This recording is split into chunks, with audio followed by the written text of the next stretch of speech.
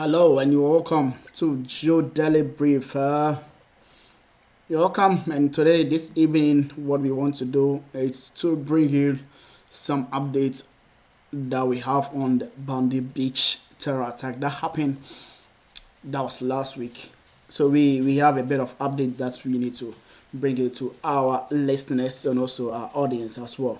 You remember last week there was a shooting incident that was in Australia, and what happened was 15 people were dead, and about more than 20, right? Where also several people were injured, and the hero, who was the person of Ahmed Al Ahmed, was able to disarm one of the suspects.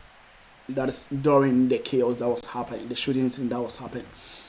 So today, what we want to do is first, we'll come back to this issue or this news, but what we want to do is we have some unseen angles that really happened.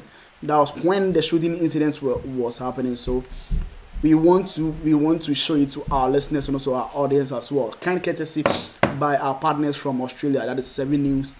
They had an exclusive interview with one of these gentlemen who has been in the game of filming, and also so he was using his camera to film what was going on. So you'll get it up close with it, and after that, we also the places or the scene has been reopened to the public again, and we will also go to that and for you to also see again. The community also organized some sort of program at the beach. So we are here to bring you those updates. But the most important aspect of it is the unseen angle of the issue or of the shooting incident that happened. We also have the Prime Minister, who also updated us on the incident so far, what has happened. He visited the hospital to look at most of those injured who were there. So we will also get a glance through that, and for you guys to know what really is happening over there, what is the current updates, what is really going on.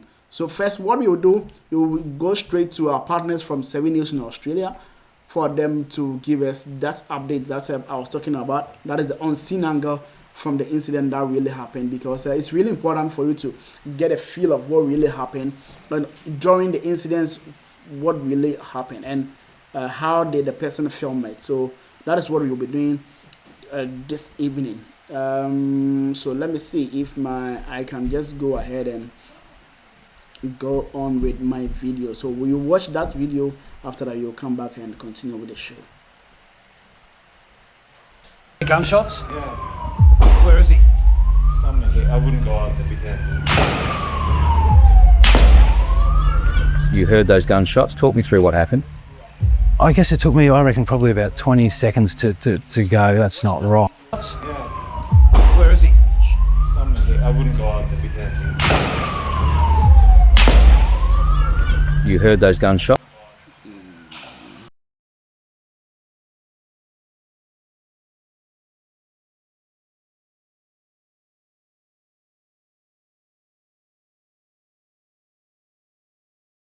Talk me through what happened.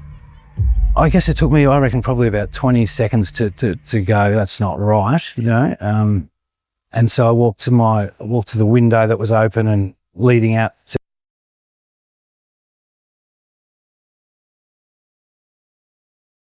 to the beach, and I noticed 3 people running into our communal laundry on the ground level, and there was a young girl there, and I said, "Are they gunshots?" She said, "Yeah, they're gunshots." And she had the look of someone who'd been running for her life.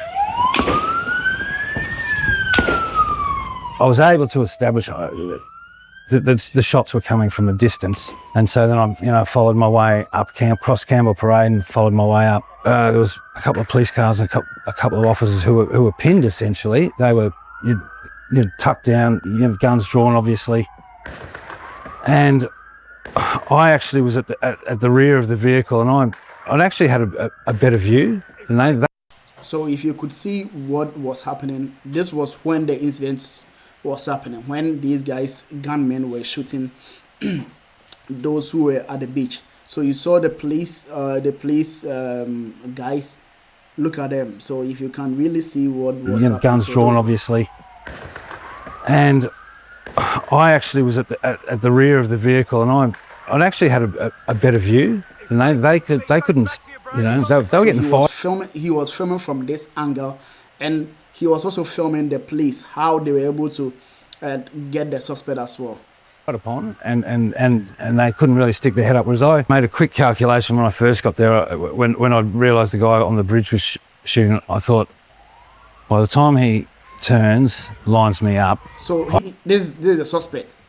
So he was just standing up over there, and I don't know if that was his father who was shot. Now he was even down, and this guy was up there. So if you could see how he was shooting the guys or the victims. I can get down. I was put to the test, yeah.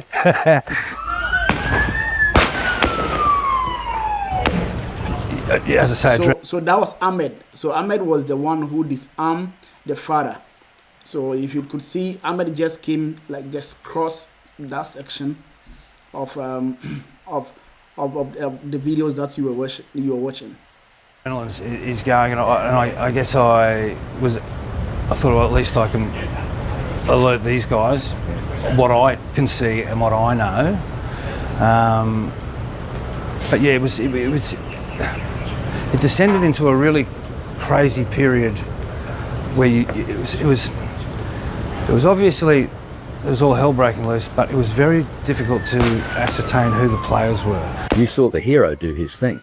Oh yeah, I did. Yeah, and I actually thought, because while he's holding the gun at him, I thought he'd shot him, and then bang, bang, bang, the guy on the bridge. So then you realise there are two, the one in front of you, and another one on the bridge. That's right. He was in mode, this bloke. Like he was, as close enough to me, he was angry, Rizzo. So you could see it on his face. You could. In his eyes. So he said you could see from his face that the guy was really angry. So there needs to be a lot of investigation to these issues, because from what this is the unseen angle that this guy really take a shot of it. Like, he was able to get pictures and also videos of what was really happening. So if you saw Ahmed who just crossed the video, if you saw him, so he filmed him when he was going to disarm the suspect. So let's take a listen. Mate, you were doing an incredible job, shouting out instructions to police, giving them information they could use in real time. Mate, you followed them up. The first thing you encounter is a young couple coming down, a kid that's been shot in the leg. And he tells you about that incident. Talk me through that. Yeah, it's that happened very quickly, and sort of out of nowhere, like these kids appeared, like, and then I think it was from there, not long after they moved forward, the police. From that was a very fast and odd. There was a lot of things happening, and then there was another, then the breakout of violence on the bridge. It was another crazy scene to get your head around. In such close proximity, you could see the scuffles going on as the police and bystanders were trying to bring this gunman to the ground. Was that just chaos? Mate, if the police weren't there, they were torn to shreds. And the police, I think, handled that really well. They did. I thought. And I guess at that stage, people didn't really know who else is, or is there anyone else? So that felt like the sort of culmination of it for me up on the bridge when they had those guys pinned. Do you think Bondi will be Bondi again? We took a big hit yesterday. So it's I don't know. It's I don't know. We don't realise how lucky we got it, mate. So that was an unseen angle that really our partners from 7 News in Australia, we were able to get it from them, and he got the exclusive videoing, or just giving us what really happened. So he started at the back when the incident was happening. So you saw Ahmed passing and also Ahmed disarming the suspect, and also he filmed the guy who was standing at the top doing a lot of it, because this guy, the way that the guy was shooting, you could see the guy was really angry because this guy, it's not even only one guy, because when Ahmed disarmed the other guy, he went on to take another one. So he also go and get a another video who also talks about the same a similar situation. Also, let's say, because in this video that you are coming to watch, there was should I say gentleman? No, this is not a gentleman. Like, he is very grown, and he was able to disarm one of these suspects. And the suspect, because the suspect was having like a lot of guns, now he took another gun and he shot this hero. And not knowing, it was I think the following week, it was the I think the 31st or 30th anniversary, and the suspect killed those people. So let's take a listen to that, and we'll come back and just talk through that. To a beach whose name in the Darawal language means the sound of waves breaking over rocks.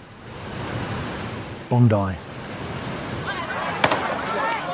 But 2 evenings ago, it was the sound of gunfire that echoed across Australia's most famous beach. The man who survived and his father, who was killed, opened fire on a Hanukkah event.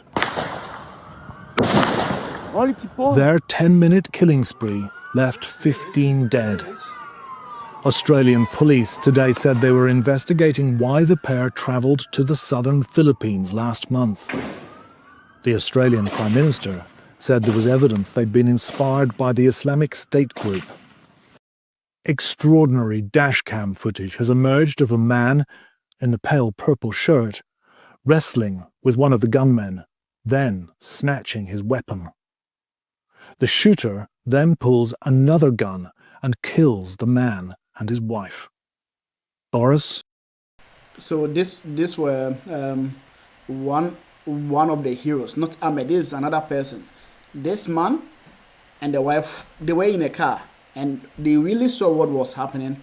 And God being so good, he was able to disarm the suspect, but not knowing that the suspect was having like more than like 2 guns, right? So he was able to get another gun and shot them. So this is the man, and that's his wife. And Sophia Gurman were about to celebrate their 35th wedding anniversary. Yes, that is the 35th wedding anniversary, and the suspect killed them. So that was really an unfortunate incident that really happened. These pictures from 2019 show the son, Naveed Akram, proselytizing to strangers in Sydney. Always. So this is one of the suspects. He wasn't shot. He was the guy who was standing at the top doing a lot of shooting. And this was in somewhere in 2017, 2018, when he was in public. And he was even interviewed by the CIA officials or even the security personnel. And I don't know what really happened there. 2 of his associates from that time have been jailed for links with terrorism. Naveed Akram was interviewed by Australian intelligence, but never arrested. This looks like a massive intelligence failure, was it? It has the hallmarks of that, but I'm not privy to the detail of their intelligence research and analysis. But at the moment, it does look like that.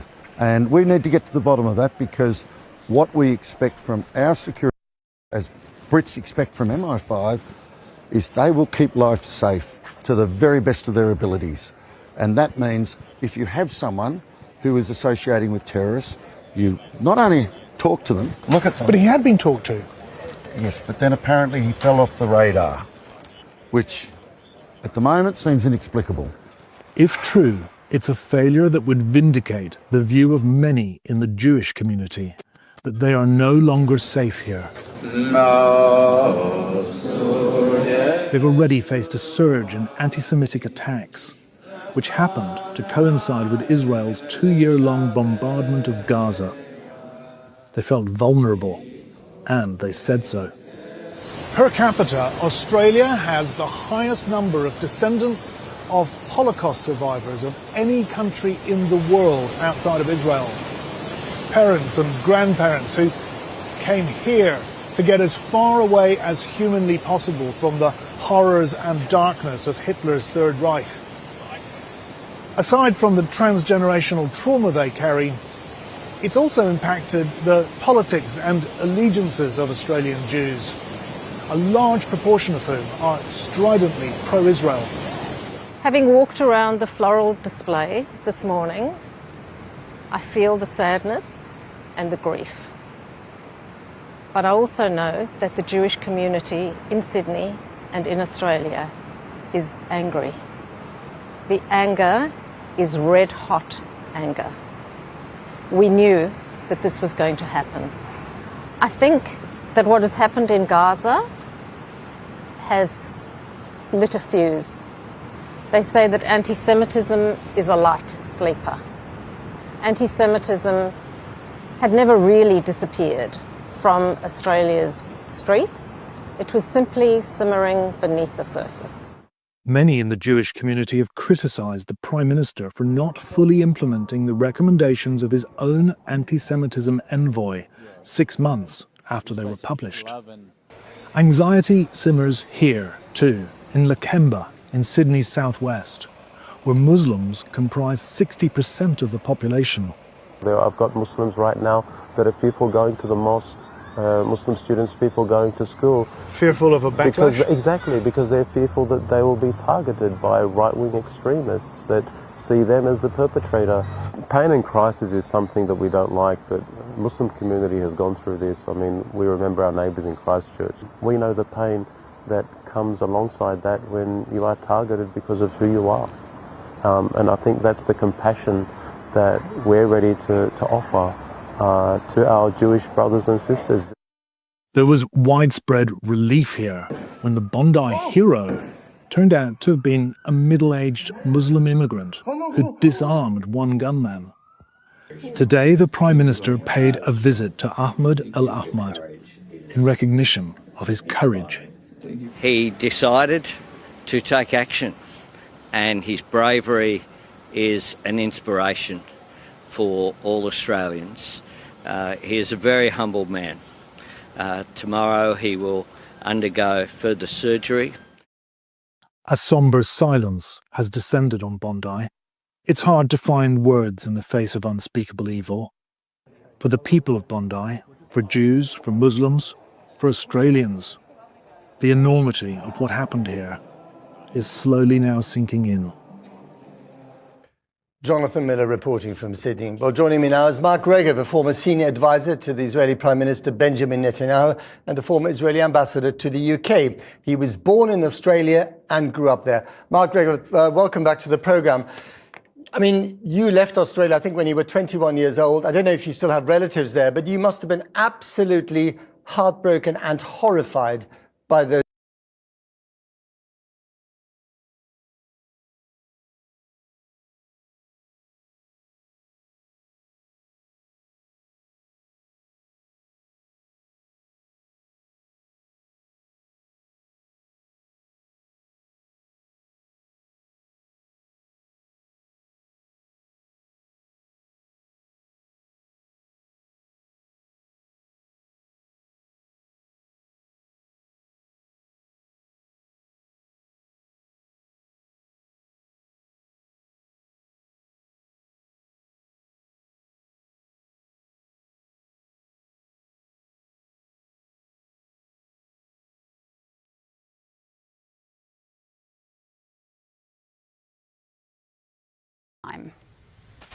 The curtains down, the crime scene cleared, and for the first time since Sunday, walk where you want.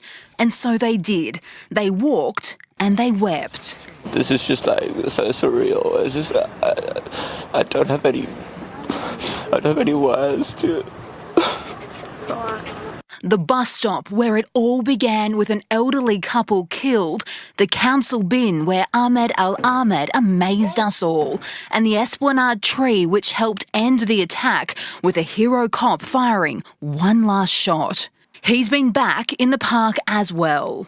But there were others on the footbridge too. I live on the North Shore, but just want to drive over and just get a perspective of it. It's just And So this is when the scene was open, right? This is when the scene was open because remember the scene was described as a crime scene, and it was reopened last week, and this is what happened. So that is what I'm showing.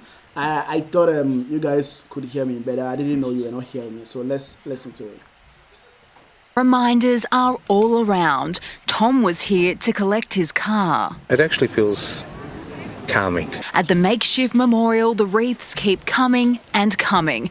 The Roosters Team Bondi among today's mourners. Hardened NRL stars shattered. Paramedics came bearing bouquets as well. An entire army, wave after wave, to Bondi Beach. And even for those who've seen it all, sometimes you can see just too much. This was just a private thing that our team decided they wanted to do, and I had the privilege of walking alongside them today. The first responders to families. Thank you. Thank you. Then what started out solo quickly became a choir. There were moments in this crowd, many of them, including a side of policing rarely seen. Arm of the law stretched right around shoulders and gently tapped backs. Familiar faces too, like this one. My name's Arsen Ostrovsky and I'm a survivor. Those are 4 words I never thought I'd hear myself saying. He cut an indelible image on Sunday night, no blood, but still bandaged. He was freed from surgery just last night after a bullet wound to the head. And the doctors said it was a miracle, millimetres away from life and death. Still clutching the same mobile phone, he's had calls from the Premier, the Israeli Prime Minister. The one person that hasn't is Prime Minister Albanese. But tonight from Bondi's Field of Flowers, all they ask is this. I ask that you light a candle each night at 6:47 for the duration of Hanukkah, in honour of the victims and in support and in solidarity of this community. Amber Laidler, 7 News. For many people returning to the scene of Sunday's massacre or seeing the crime scene for the first time has been a difficult decision.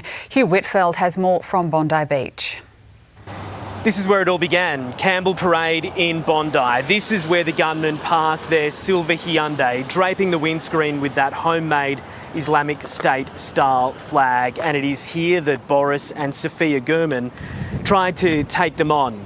Unfortunately, though, they would lose their lives. It's just a few short steps, though, from this pedestrian bridge, and you'd have to think the gunmen knew where they were aiming for, because this bridge, which has now become a place of solemn reflection now that it has reopened, gave the gunmen the view that they seemingly wanted of the Hanukkah by the Sea celebrations, where children and families were enjoying the Sunday evening.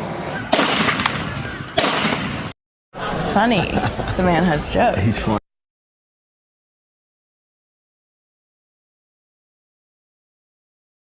Closer. He comes down off the bridge, walking across the grass here, continuing to fire into the Hanukkah by the Sea celebrations and the crowd. But it is around here that he's confronted by Ahmed El Ahmed, who gets him from behind in a headlock and prizes the weapon from him. That forces Sajid Akram to retreat. With both gunmen now back up on the bridge, they were looking towards the Hanukkah by the Sea celebrations when over their shoulder, this way, there was a police officer, Detective Senior Constable Caesar Barazza, with his pistol behind one of those trees. He fired on both gunmen, killing the 50-year-old, injuring the 24-year-old, and with that, the attack was over. She's sadly one of the names. Michael, just ahead, their surviving daughter, 6-year-old Summer, clutching her teddy bear and a toy bee, a nod to the 10-year-old's middle name. And a theme the congregation carried today, yellow balloons, flowers and tributes. Inside, the 10-year-old's coffin covered with a white shroud, a giant toy bee resting on top. as the family gathered round, holding on as they prayed. She's so beautiful and so innocent. And the eternal question is, why? Matilda described as the sweetest of angels, innocent, vibrant. She's genuinely the most kind, caring and compassionate young girl who brightened everyone's day with a radiant smile and infectious laugh. The little girl with Ukrainian parents who loved this country so much they wanted to give her the most Australian name they could find. Matilda has a strength and joy for life we will always cherish and remember. The service led by the rabbi who just yesterday buried his son-in-law, Eli Schlanger, seen here with Matilda on Sunday. It was too much for him to bear. Like the flower of the field, so he blossoms. For a wind passes over it.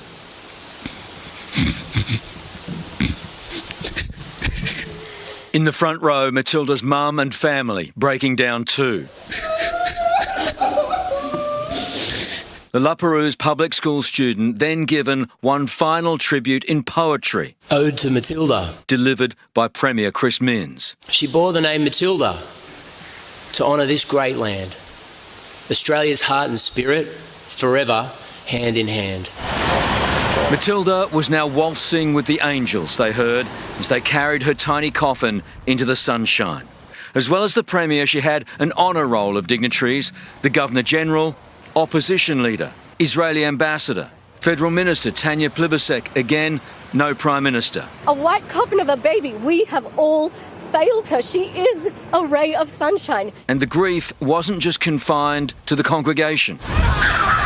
This woman was just driving past. In Canberra, the Federal Police Commissioner also paid tribute. She was so innocent, and my heart is so heavy for her family. They also buried today the oldest of the 15 victims massacred on Sunday, 87-year-old Alexander Clateman, slaughtered as he shielded his wife.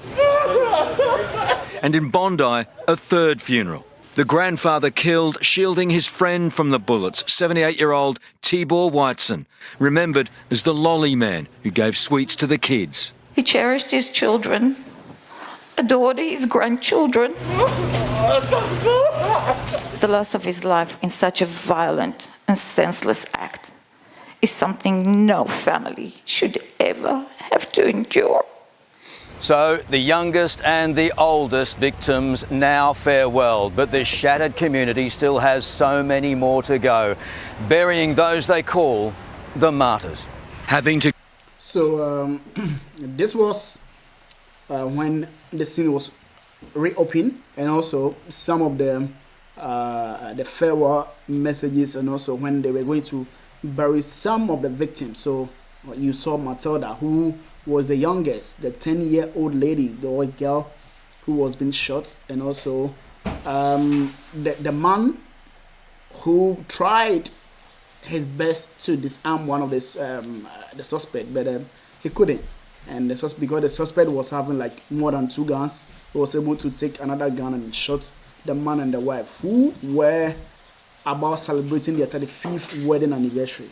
So that was it. What we will do next is show you so the beach, right?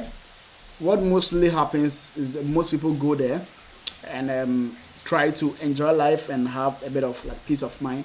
So what they went there, this is what they did. So what we want to show you, this is what we want to show you this evening.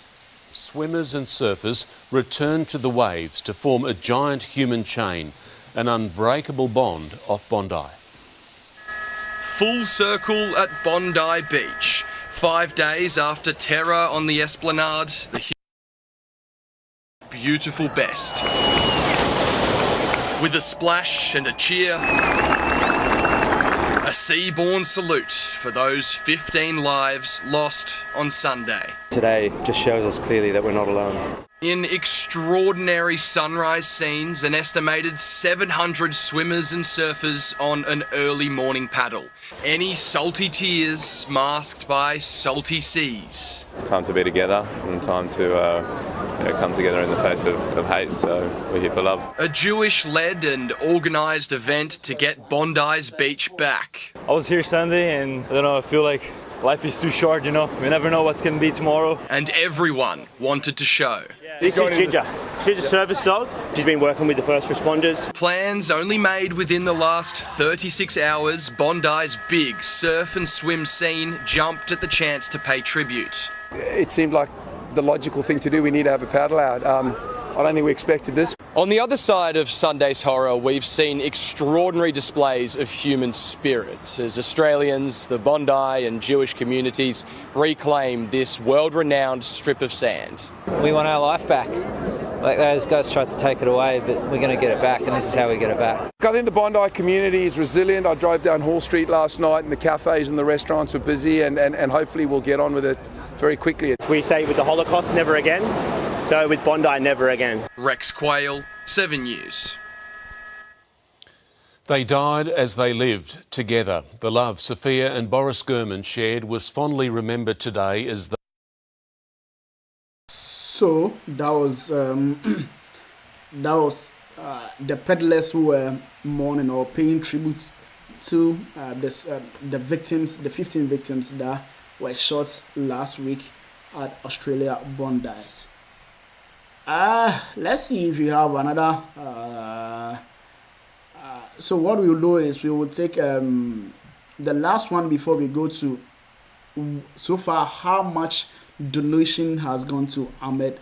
We will get to the gun control advocates who most people are pushing for them to do a reform of the gun. So let's see if you could get that videos or that visuals from the same 7 News Australia. Let's see if we could get it. At controlling them. Joining me now is Tim Quinn from Gun Control Australia. Morning to you. So Australia is often seen as this global world leader of gun control. What does the attack on Bondi show? Morning, guys. Look, Australian communities really want to feel like they are safe. We want to feel like we can go outside and do what we want to do in our communities.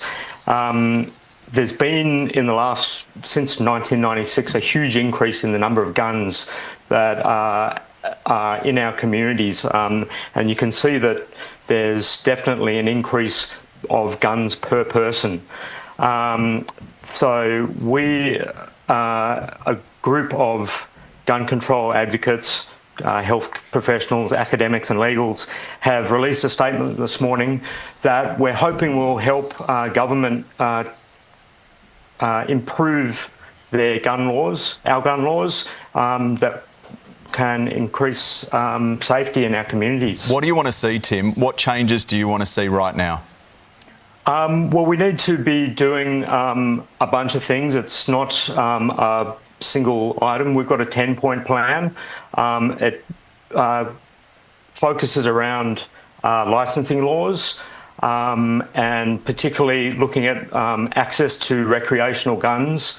In the last 30 years since Port Arthur, the technology has moved on from being the kinds of guns your viewers are looking at on screen to things that get closer to military action. We're seeing fast reloading, magazines that are reload fast, and we can almost semi-automatically be shooting from a bridge. So I guess how do we control it? Should someone in the suburbs of Sydney be able to own 6 guns, do you think? No, we shouldn't. We're trying to make sure that occupation is the reason that you would have a gun. If you were a occasional hunter, you shouldn't be having 6 guns. And some people in Sydney right now have up to 300 guns. Really? Yep. And they're allowed to? They're allowed to because there is a genuine reason for having a gun, and you can use the same genuine reason over and over again. To have 300 guns? Yes.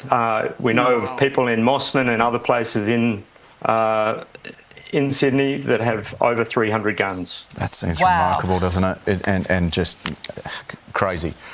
Tim, thank you for the update. Appreciate that. This AI can forecast.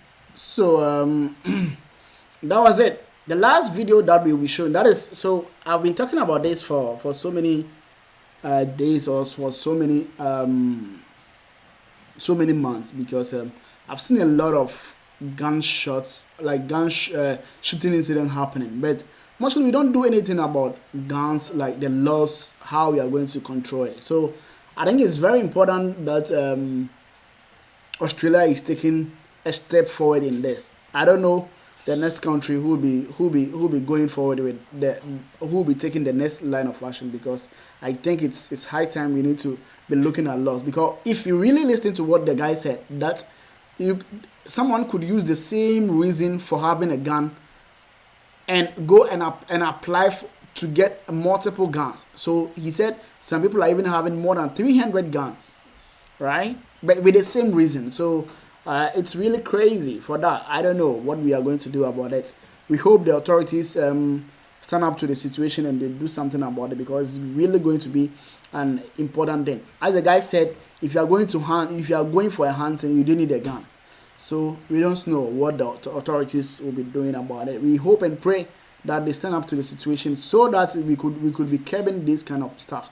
Because if you really looked at what happened, when the man, about 67-year-old man, and also the wife, when he tried disarm one of the suspects, because the suspects, like, they were having more than 2 guns or 3 guns, the guy was able to reach out and get another gun and shot them. So as the guy was saying, yes, it's true. People are having multiple guns. So it's good we learn as and when we go on, so that we'll be able to know what exactly we are doing.